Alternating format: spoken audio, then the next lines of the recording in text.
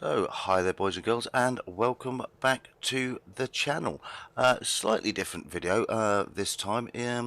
As some of you know, on my secondary account, I set myself a goal of driving all of the tech tree lines up to tier 6, tiers 1 to 5, to basically review or have a look at what are some of the better tanks that newer players can reasonably easily get themselves enough experience points to get, which tech trees to potentially look at, which ones stand out for me. But also, what I also wanted to do was just go over very briefly just a few things that I do that I think helps rank up your tank more efficiently, and gives you a better chance of performing well in a tank because you've gone about it the right way.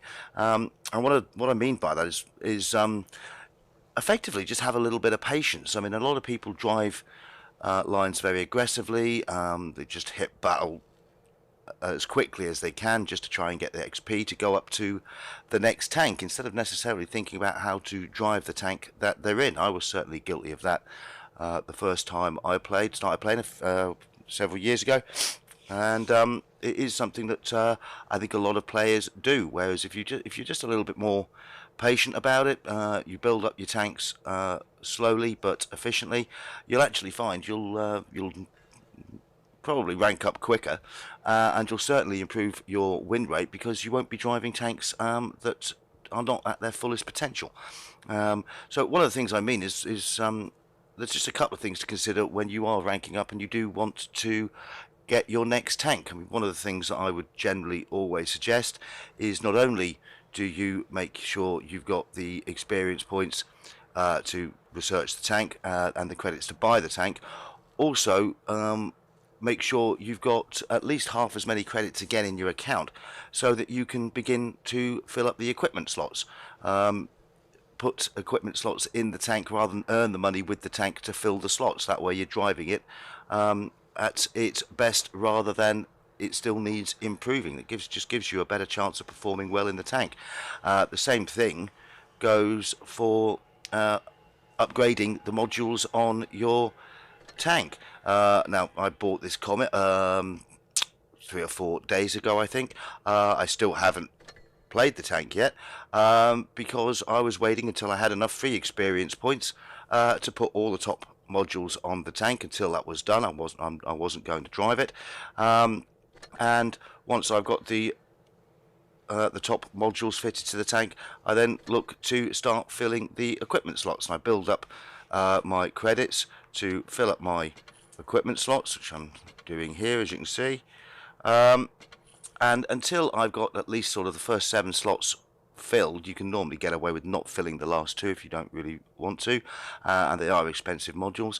But once I've done that, then I will play the tank. I think a lot of people, when they get a new tank, they jump into it straight away and they drive it with the lower modules on, with no equipment on, and then wonder why potentially they're not doing so well in the tank. In some cases, certainly yes, it's on the ARL line and the French tech tree. If you fully upgrade the ARL 44 and then go to the tier 7 tank stock, it's a worse tank than the tier 6 tank because it's stock. So you're going to go from driving a very good tank to one that's not very good because you haven't necessarily planned it correctly, or potentially you're just being a little bit impatient. So that's just one of the things that I do as standard when I'm looking to get a new tank. I basically want the top modules on there, I want the equipment slots full before I even consider driving it. And I just think, whilst it takes a little bit of patience to do that, I just think it gives you more chance to enjoy the tank at its best. The other thing I do, of course, now one way that you do that is you save up your free experience points. If you watch, I think, 3 ads a day, dependent upon what tier of tanks you get at least 500 free experience points a day. If you have tier 8 tanks, you get 1,000 experience points. If you have a tier 10 tank, you get 1,500 experience points per day just for watching 3 ads. So save them up. Don't just use them willy-nilly. Save them up so you've got a good supply of free experience points there, and use that to get the top modules on your tank immediately. If you can avoid it, don't drive the tank stock. It just gives you a better chance of performing well, and that's certainly more than achievable at the lower tiers of the game, where you can put the top equipment on the tank and it's not really costing you a huge amount of free XP. The other thing I do is I use my boosters quite efficiently. So when I have my boosters, I collect boosters every single day. I don't use them straight away. I tend to only switch boosters on when I am driving a line for free XP. One of the other things I tend to do is I will combine my boosters and make them all as basically into the epic boosters as quickly as possible. It takes a bit more patience, but by doing this, effectively you are giving yourself the very best chance to get some great results out of the boosters that you are using. So I tend to combine them all up, as you've seen just there, and I'll only switch them on when I do want to drive a line. For example, if I'm driving a premium tank, I won't switch on the combat XP booster. There's no point, it's a waste. And by combining it to the point where you have epic boosters like this, you can find that you can get the XP required to get your next tank very quickly. So it does take a bit of patience, does take a little bit of planning, but ultimately I think you will find that will help you when you get into your new tanks. Another thing that potentially you can look at when you get into a new tank is don't platoon up for your first 10 battles in a new tank. In a new tank, your first 10 games will normally be you will be top tiered in that tank. You won't be low tiered. If you platoon up with somebody else, you may well be low tiered. So take advantage of the fact that you have top tiering in 10 battles. If you combine that with good equipment slots, good boosters, and the top modules on your tank, you are giving yourself the very best opportunity to rank up that tank well and perform in it well. So these are basically some of the things that I do to help me rank up tanks quite quickly. I'm sure some of the more experienced players are probably doing something quite similar. However, if you are a relatively new player to the game, it may well be worth thinking about changing your approach to driving the lines and getting new tanks to make it as effective as possible. So that's just a few things that I wanted to go over there. Now, as I said, I played every tech tree on the secondary account, and I went up every single line to about tier 6, and there have been some tanks that have really stood out for me, and I'm just going to show you a little bit of footage of some of the tanks that I feel are some of the better tanks in the game between tiers 1 and 6.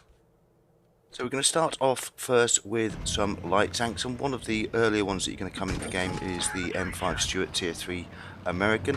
There are a number of tanks that actually use this chassis. There's a Tier 4 Chinese, there's also a Tier 4 American TD that uses the same M5 chassis, and yeah, these are just frankly in the early stages of the game a lot of fun to play. They're fast and manoeuvrable, they have fast firing guns, they have the weaker armor that you would associate with these tanks, but you can get away with driving them a bit more aggressively in the lower tiers because nearly everybody is driving a light tank. So it's a nice start if you want to get used to this fast firing style of play. As you move up the tiers, the other light tank I did really enjoy driving was the Crusader 5, the British Tier 5 tank. If you want to then start getting into, which you'll need to, playing the tanks specific to their role, and light tanks don't have any armor, so you do have to learn how to push flanks and defend with them, but they all have the same thing: very fast firing guns, no armor, good turn of speed. But the Crusader 5 at Tier 5 on the British tech tree is certainly one to look for. I definitely had a lot of fun driving that tank. Now, going on to medium tanks at the lower tiers, this is one that everybody should put in the garage, the Panzer III German tech tree at Tier 3. This is for me the best all-round tank at Tier 3. Good turn of speed, good armor, good gun, and this is effectively where you learn medium tanking at its best. You can push flanks in it, you can angle it up and take bounces, you can afford to get aggressive and up close and personal with targets if you want to. And this is really an excellent tank that all newer players, I think, at some point should put into their garage and play, because it does give you a very good introduction, if you will, to angling up your tank, pushing when you need to, protecting your hit point pool, but you've also got the armor profile and the gun that's going to allow you to get some success with the tank, and also enjoy playing it. It's a huge amount of fun to drive this tank, and I think it's the only, in fact I'm certain it's the only tank in the game that I've actually got a Razanai Heroes medal with, where I took out all 7 enemy tanks in one game.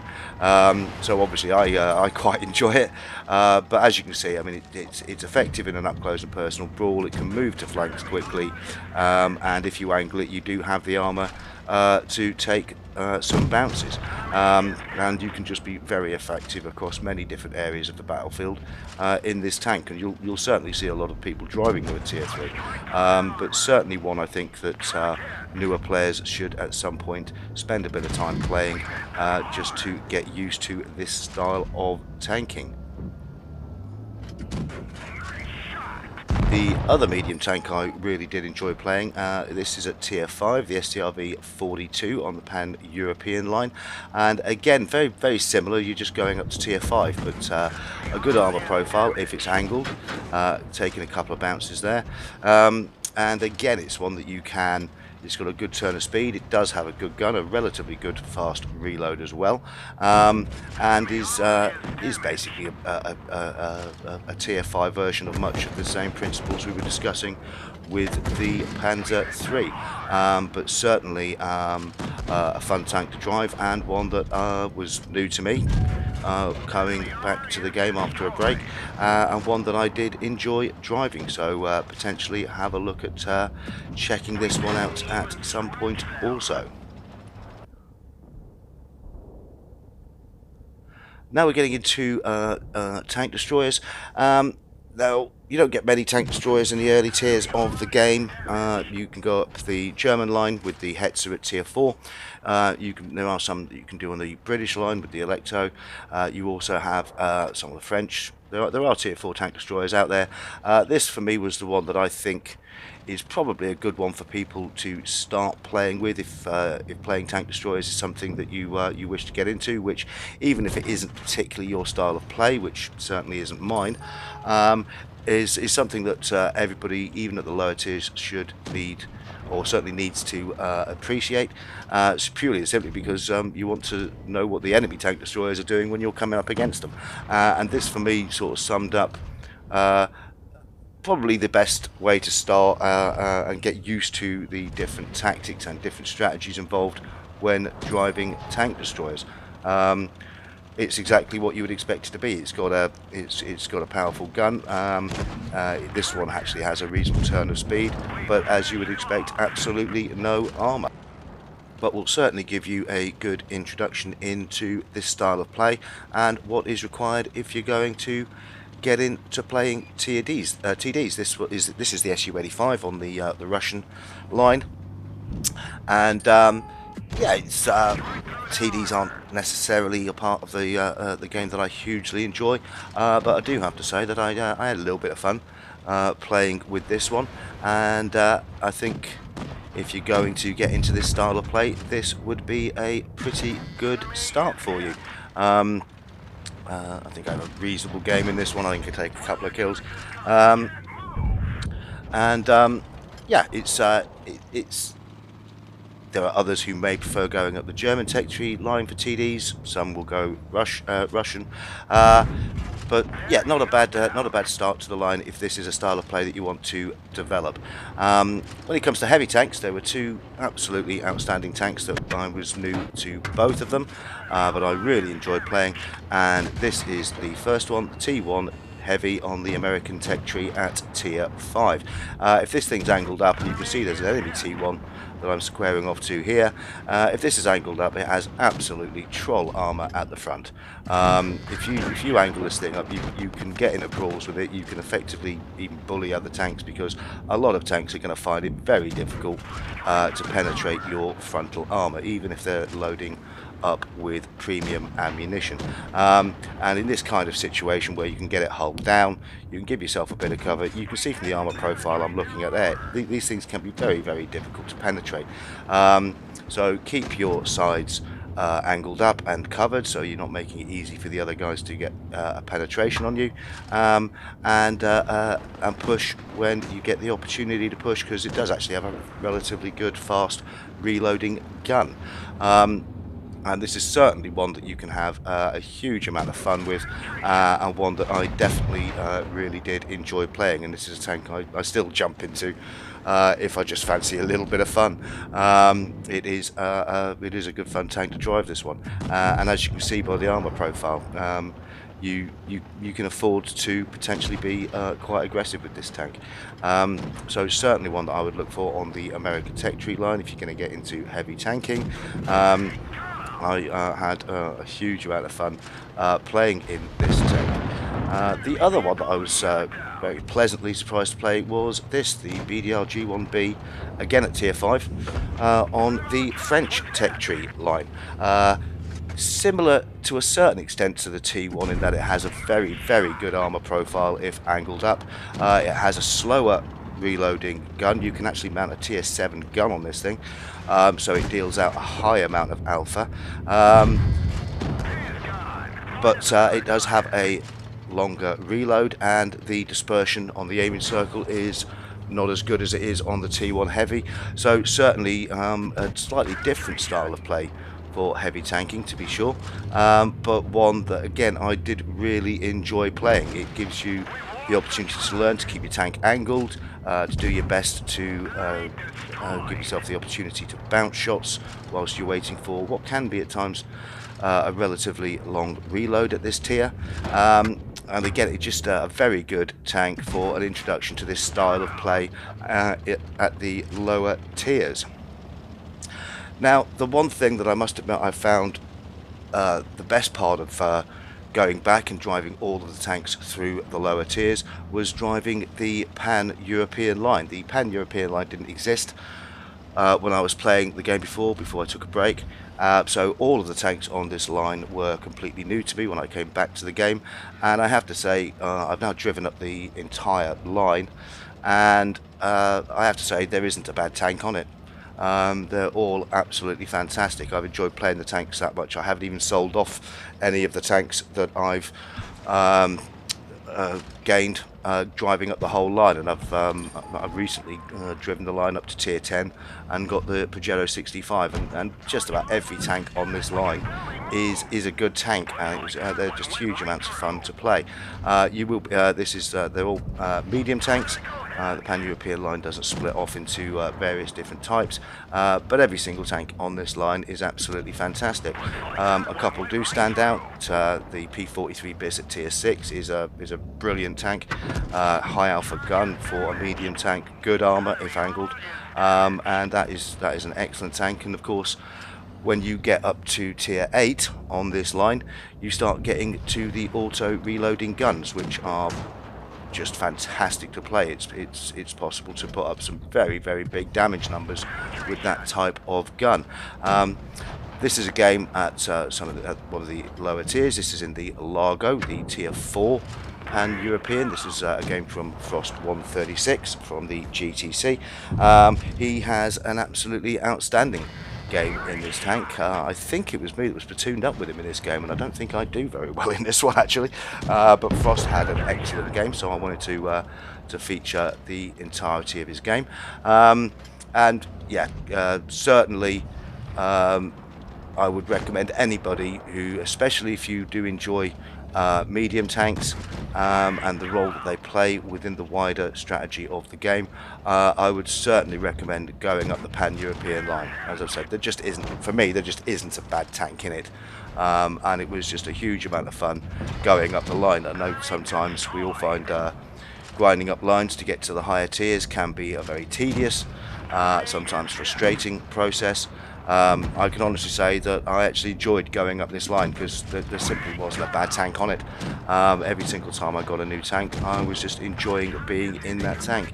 And as you can see, I mean, Frost is doing a very good job here. He's angling his tank, he's taking bounces, I mean, he's taking bounces there from a Matilda, um, and he's doing even though he's pretty low on hit points here.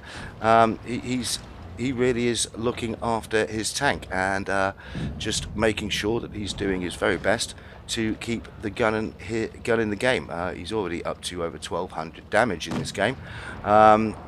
Now the green team look like they are on top, and Frost is just going to keep this gun in the game and keep pouring in the damage to the bad guys here. And yeah, certainly I would certainly recommend, once you get to tier 3, tier 4, try a lot of different nations. See what style of tanks that you like, see which ones are more suited for your style of play, but also be open enough to adjust your style of play based on the type of tank, and gain experience through it. Learn how to side scrape properly, learn the maps. Don't be in such a huge rush to drive so aggressively just up a single tech tree line to get the highest tier tanks you can as quickly as you can. I do think it's better for a player, as an all-round player, to develop their skills to drive a lot of different lines, a lot of different styles of tank, and frankly that is something that's much easier to do at the lower tiers, because it doesn't take you too long to progress between tiers. That's certainly something that I enjoy doing, even though I was an experienced player, and I think it does give you a more rounded approach to the gameplay and the tanks that you will be playing. And Frost just does an absolutely outstanding job in this tank. He takes 3 kills, he's done just over 1500 damage, and he picks himself up an ace mastery for his trouble. So an excellent game there from Frost in a very good tank on a line that frankly is a great deal of fun to drive. Anyway, boys and girls, I'd like to thank Frost for his replay. For those of you who are new to the game, I do hope that was helpful. Thank you all for watching and supporting the channel, and as always, good hunting and bye for now.